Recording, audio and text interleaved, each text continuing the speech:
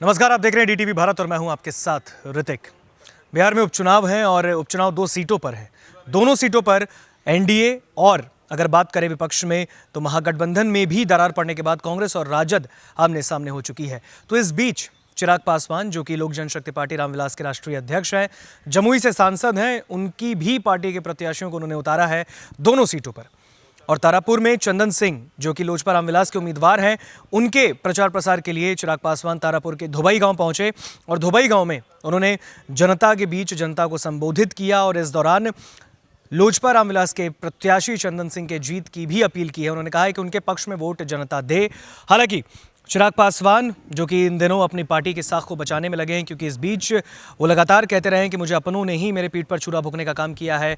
और सबसे बड़ी बात, बंगला, जो कि लोक जनशक्ति पार्टी का बंगला सिंबल हुआ करता था, वो फ्रीज हो गया। उसके बाद पार्टी 2 भागों में बटी।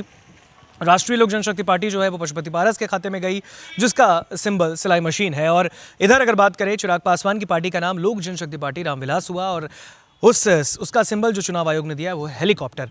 और इसको लेकर भी चिराग बेहद खुश हैं। उन्होंने कहा है कि नाम भी पार्टी का बेहद अच्छा मिला है और साथ ही साथ सिंबल भी अच्छा मिला है।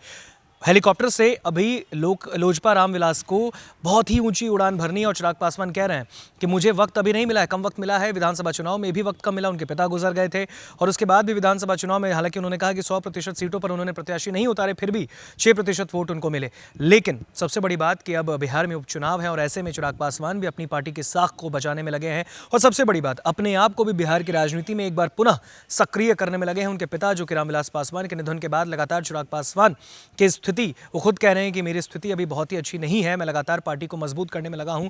और ऐसे में चिराग पासवान के लिए ये बहुत बड़ा वक्त भी चल रहा है और उपचुनाव में जो जीत के लिए लगातार चिराग पासवान कह रहे हैं, इसके लिए कुशेश्वर स्थान भी गए। अंजू देवी, जो कि उनके कुशेश्वर स्थान से पार्टी के प्रत्याशी हैं, उनके भी समर्थन में वोट मांगा और कुशेश्वर स्थान से लौटने के बाद अब वो मुंगेर के तारापुर भी पहुंचे हैं। हालांकि उन्होंने डीटीवी भारत से हमसे खास बातचीत में ये भी कहा कि तारापुर उन्हीं के लोकसभा क्षेत्र में आता है। 7-8 सालों से उन्हें वहां की जनता का प्रेम मिलता रहा है, वहां पर काम करने का सौभाग्य उन्हें प्राप्त हुआ है। और ऐसे में तारापुर जब वो पहुंचे तो तारापुर के धोबई गांव पहुंचे। धोबई गांव में चंदन सिंह, जो कि लोजपा रामविलास के प्रत्याशी हैं, उनके समर्थन में जनता से वोट देने की अपील भी की है। लगातार चिराग पासवान ये कह रहे हैं कि ये जनता ही उनकी अब माई बाप है, जनता ही उनका सब कुछ है, जनता ही उनका परिवार है और बिहार की आवाम पर ही उन्हें पूरा भरोसा है। हालांकि इस बीच उन्होंने आशीर्वाद यात्रा भी की। बिहार में घूम घूम कर हर जगह चिराग गए और उन्होंने आशीर्वाद यात्रा कर सीधा लोगों से 1 to 1 किया है। और चिराग पासवान ने यह भी कहा है कि आशीर्वाद यात्रा में जो प्रेम स्नेह मिला है जनता से, वही प्रेम उपचुनाव में भी कुशेश्वर स्थान में लोगों से मिला और वही प्रेम अब मुंगेर के तारापुर पहुंचने पर भी